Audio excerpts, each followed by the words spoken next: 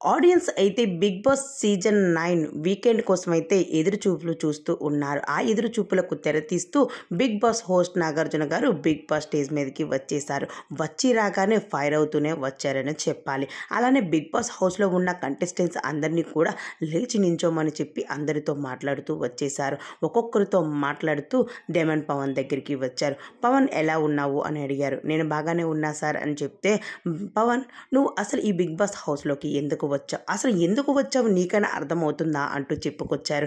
అసలు నేనేం చేశాను సార్ అని పవన్ అనగా, అప్పుడు నాగార్జున గారు మాత్రం ఏమాత్రం కూడా సందేహించకుండా, నువ్వు బిగ్ బాస్ హౌస్లోకి ఆడపిల్లలను పోరెలను చూడడానికి వచ్చావా, నువ్వు వచ్చినప్పటి నుంచి నేను చూస్తూనే ఉన్నాను, ఒక్కరోజైనా గేమ్ ఆడుతావేమో అని, కానీ నువ్వు ఒక్కసారి గేమ్ ఆడకుండా ఆడపిల్లల సైడ్ చూసుకొని ఉండిపోతూ ఉన్నావు. అలానే ఆడ సైడ్ పిల్లలను పక్కన పెడితే తనుజ సైడ్ అయితే అలా చూసుకొని ఉండిపోతున్నావు. అప్పటికీ కూడా తనుజ చెప్తూనే ఉంది, నువ్వు నా సైడ్ చూడకు, నువ్వు గేమ్ పైన ఫోకస్ పెట్టు అంటూ. కానీ అర్థం కావట్లేదు. నాగార్జున గారి మాటలకు డైమండ్ పవన్ షాక్ అయ్యాడనే చెప్పాలి. మరి ముందుగా తన గేమ్ ఆడుతాడా, లేకపోతే ఇప్పుడు ఎలిమినేషన్ అయ్యి బయటికి వెళ్తాడా మనం చూడాల్సిందే.